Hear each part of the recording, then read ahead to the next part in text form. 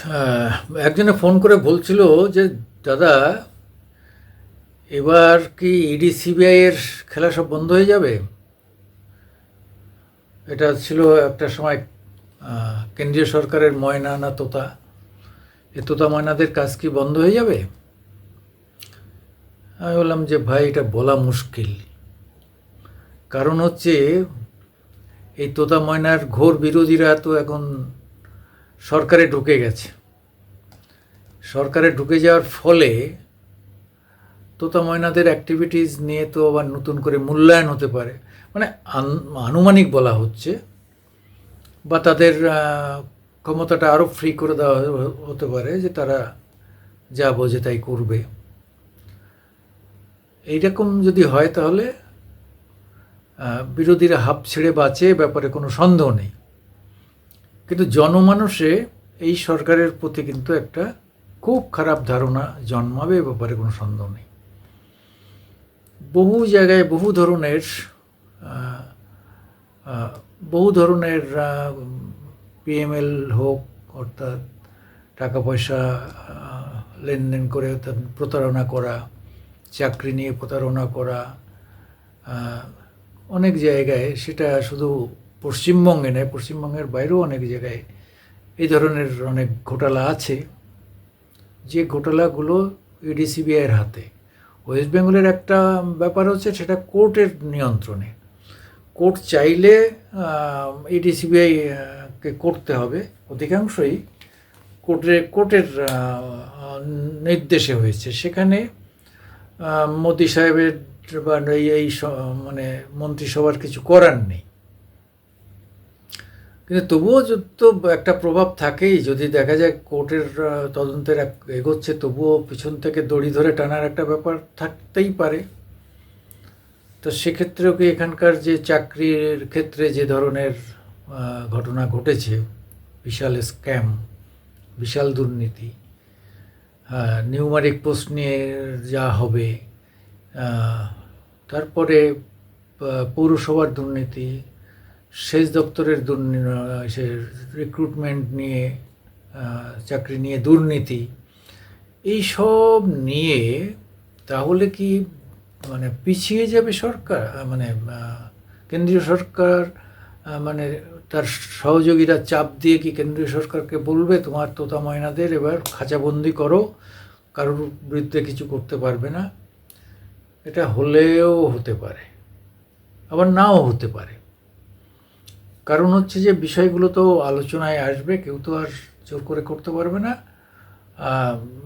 তারা প্রধানমন্ত্রীর উপর চাপ সৃষ্টি করতে পারে, কিন্তু প্রধানমন্ত্রী পরিষ্কার একটা কথাই বলেছে যে ভ্রষ্টাচারের বিরুদ্ধে, করাপশনের বিরুদ্ধে, দুর্নীতির বিরুদ্ধে তার অভিযান চলবে। এখন বলা এবং এতদিন তিনি অনেক চেষ্টা করেছেন, এ ব্যাপারে কোনো সন্দেহ নেই। মানুষ অন্তত বিশ্বাস করে। কতটা কী করেছেন সে সমস্ত নির্দিষ্ট করে বলা পরে বলা যাবে।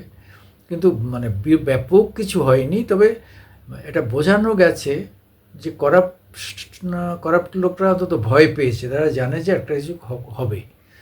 যেমন একটা দল পুরো করাপ্টেড, সব থেকে যারা সততার বলি আমরা, তো একদম পুরো দলটাই শেষ, সব মিলে করাপশন, শ কোটি টাকার একটা দল কিন্তু কার্যত শেষ হয়ে গেছে।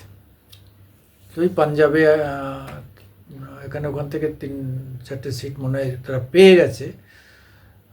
আস্তে আস্তে আস্তে আস্তে এগুলো নিশ্চিহ্ন হয়ে যাবে।